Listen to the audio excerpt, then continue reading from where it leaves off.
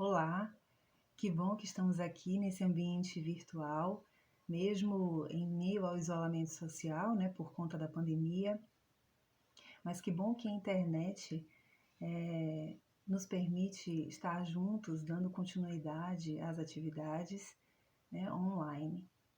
E eu quero aproveitar a oportunidade e mandar um grande abraço para todos do Centro Espírita Cristo Redentor, né, pela oportunidade, pelo convite de refletir um pouco sobre esse tema de hoje, né? O tema é As Boas Novas, que está contido no livro Primícias do Reino de Divaldo Franco, pelo espírito de Amélia Rodrigues.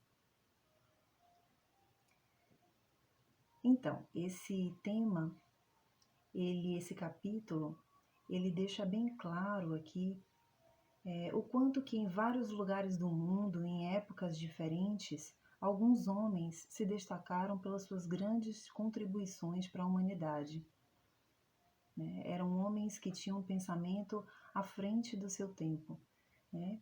Poderiam ser líderes governantes, líderes religiosos, grandes pensadores como os filósofos, ou pessoas que desenvolveram o intelecto e contribuíram muito para as ciências.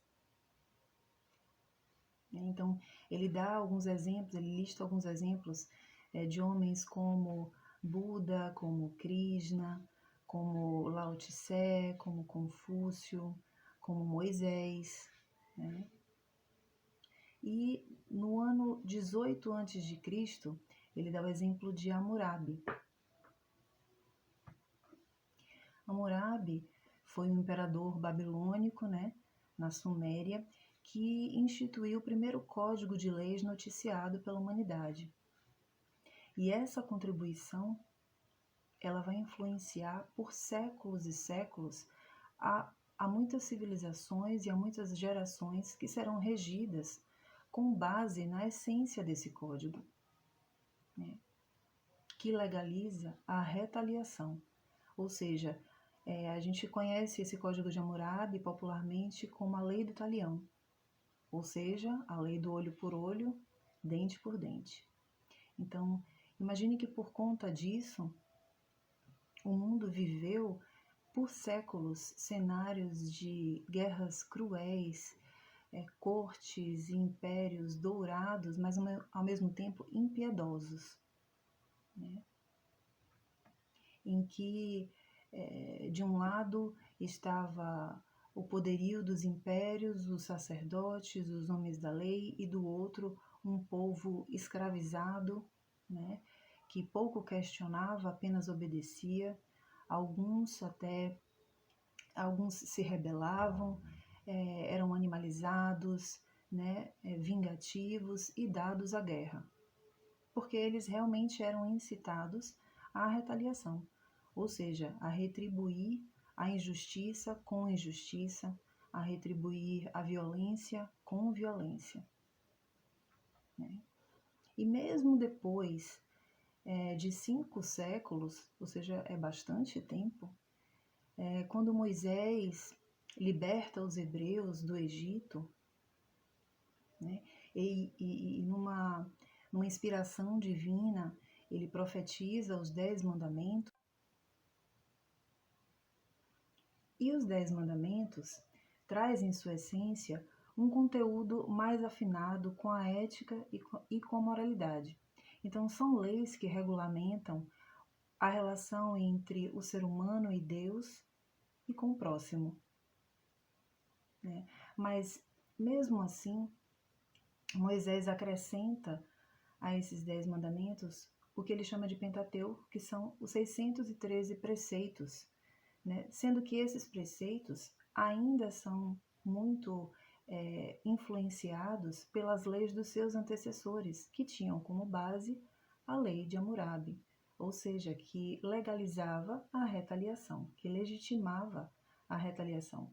Então, o Deus que Moisés compreende e dissemina ainda é um Deus muito punitivo, né? Ainda baseado em muitas proibições, né? Vivia-se naquela época um período da era politeísta, onde se cultuavam muitos deuses.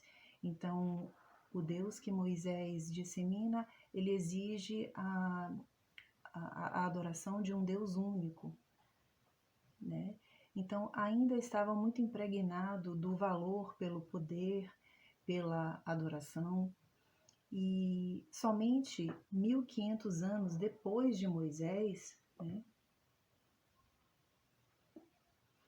é que chega no mundo um homem simples, porém firme, né, e com uma riqueza de espírito jamais vista aqui na Terra. Ele não veio para criar uma religião, nem ser tratado como uma divindade, como eram tratados os líderes, os grandes líderes do seu tempo. Ele não veio para dominar, ele veio para libertar. Ele não veio para impor, ele veio para convidar. Ele não veio para punir, ele veio para refletir com os homens. Ele veio para ser ele mesmo.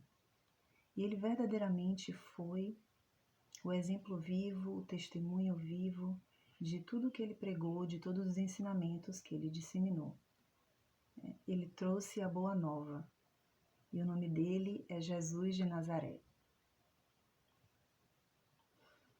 Pois é, e indo em encontro a todo o poderio e dominação daquele contexto histórico que ainda prevalecia, Jesus traz uma proposta transformadora, revolucionária, altamente impactante e de difícil compreensão para os homens daquela época, para os escribas, para os fariseus, para os sacerdotes compreenderem, né, a sua mensagem, já que eles eram regidos sob a influência de um Deus da guerra, né?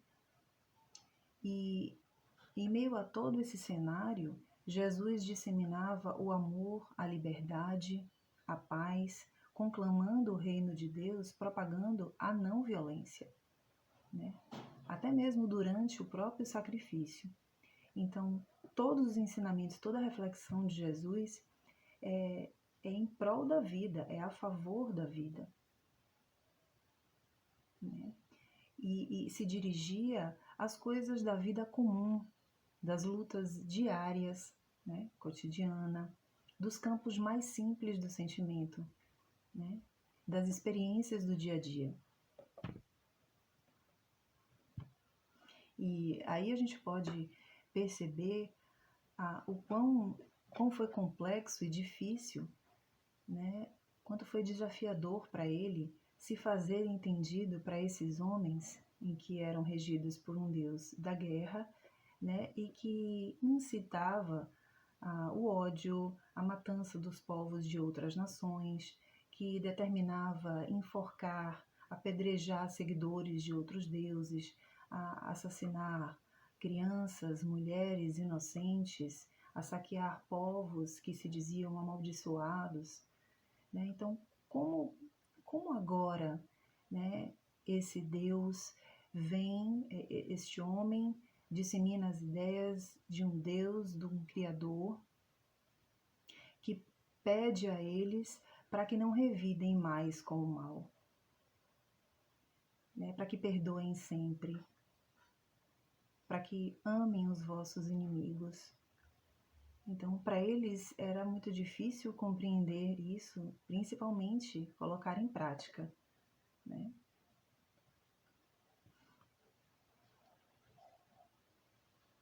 Daí a essência de tudo que Jesus traz é importante, é necessário que a gente precise conhecer, compreender, né, interpretar, sentir para depois praticar.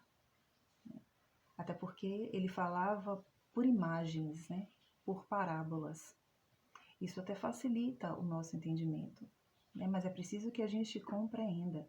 Quando ele diz, bem-aventurados os aflitos, né?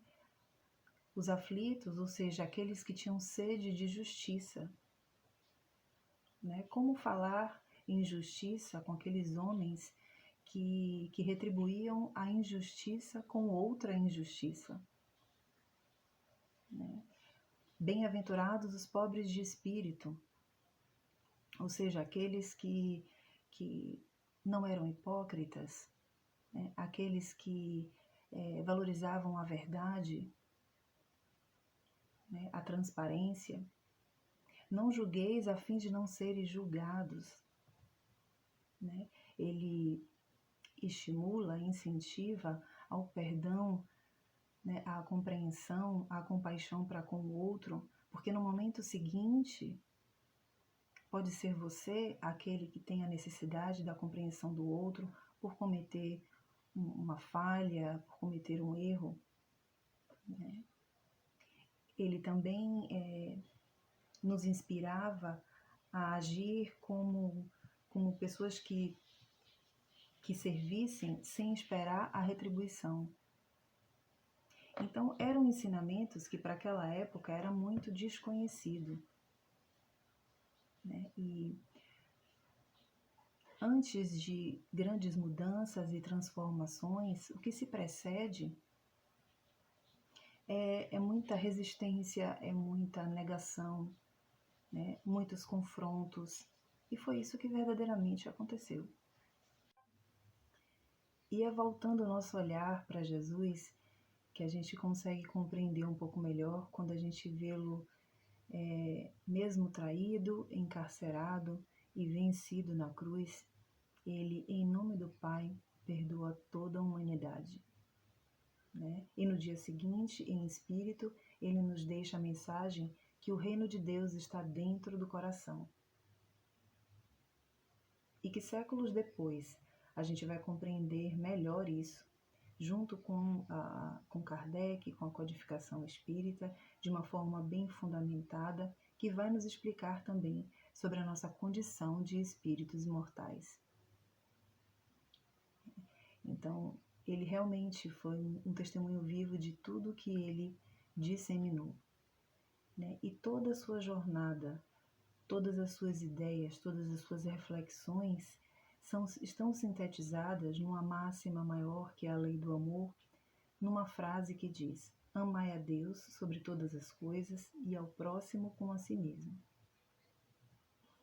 Mas para a gente compreender Jesus, não que ele fale numa linguagem difícil, em hipótese alguma, ele fala numa linguagem que se aproxima do coração, fala numa linguagem para todos.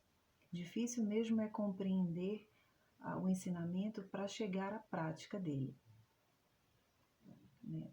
Mas se a gente traz esses ensinamentos para a nossa realidade, a gente reflete e os atualiza, a gente consegue se aproximar mais de Jesus. E buscando entender um pouco do que ele quis dizer com essa frase, eu compreendi da seguinte forma, eu vou colocar um pouco da minha reflexão sobre essa frase, né? Amai a Deus sobre todas as coisas, né? E aí eu me perguntei, como assim amar a Deus se a gente sabe que Deus existe, a gente pode sentir Deus, mas a gente não o conhece. Como amar alguém que a gente não conhece, né? Alguém ou uma força superior, né? Então, acho que a gente consegue amar a Deus a partir do momento que a gente ama a criação dele. E a criação dele somos nós, a humanidade, né? Todo o universo que ele criou para que a gente pudesse se desenvolver, a vida, a oportunidade de vida, ao espírito que nós somos, né? As oportunidades de vida que ele nos deu. Ou seja, como espíritos, a gente tem a oportunidade de viver no plano material e no plano espiritual, né? Ele nos deu a imortalidade da alma, né? E as várias possibilidades de viver em várias encarnações, ou seja, com várias roupagens, em lugares diferentes, experiências diversas, com pessoas diferentes, né? Então, se a gente se compreende como espírito e a dimensão, né, da graça que ele nos deu, nos concedendo a vida como espíritos, né, e as possibilidades de vivenciar essa vida espiritual, seja ela encarnada ou desencarnada, né? Então aí a gente só tem a agradecer e a amar a criação, né? Quando ele diz aqui também, amar a Deus sobre todas as coisas, né? Eu refleti, e amar ao próximo como a si mesmo. E aí eu também pensei um pouco sobre isso e percebo que cada um de nós somos singulares, cada um de nós pensa de um jeito diferente, sente de uma forma diferente, né? Somos todos singulares. Então, como amar a todos de uma mesma maneira? Ou como a gente ama a gente mesmo, né? Primeiramente, a gente precisa aprender, né, a amar a nós mesmos, né? Mas a gente pode amar o outro, o próximo, cada um de um jeito particular, e ainda assim é amar, né? A gente autentica o nosso amor com cada pessoa de uma forma diferente, né?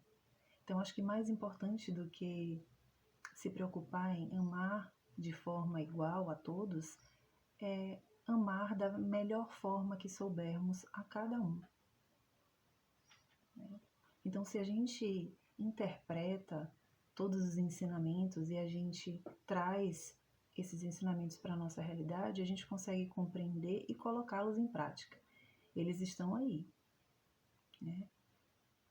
Basta que a gente se aproxime deles para que a gente possa se aproximar de Jesus e que a gente não fique apenas admirando a Ele como uma projeção distante de um ideal humano.